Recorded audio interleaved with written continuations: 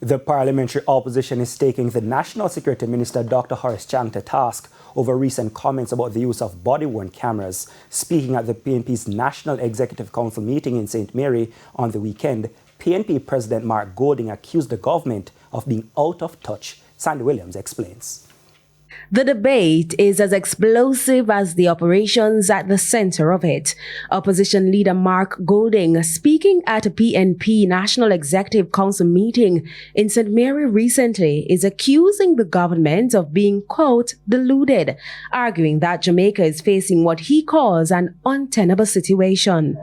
We have a government where the Minister of National Security almost seems deluded about the issue of body-worn cameras. Mr. Golding indicates that this is not an attack on the police. He says the opposition supports law enforcement, even backing strategies like focused deterrence, which he notes has helped drive down murders in recent years. But he insists support does not mean silence. It is quite clear that there is an untenable situation in relation to the level of police fatal shootings in the society.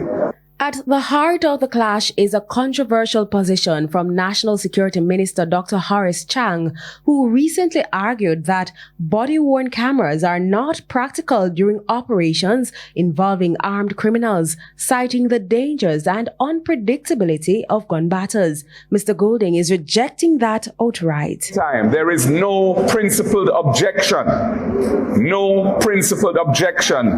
to the policy of body-worn cameras being worn, especially on specialized operations when the bulk of those killings take place.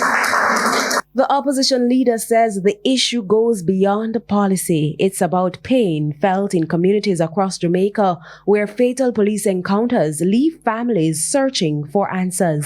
And those of us who are in constituencies as the elected representatives of the people where these incidents are happening, feel it for the families and the friends and the communities who are impacted when perceived injustice arises, and it is happening too often, and the Minister of National Security should not pretend that there is no need for body-worn cameras or it's not viable.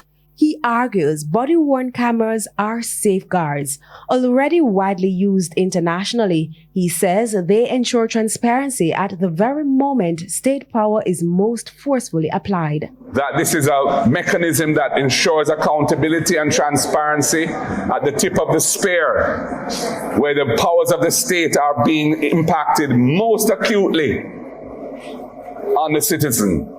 According to Mr. Golding, the police should embrace it and normalize it because public trust is on the line. Sandy Williams, TVJ News.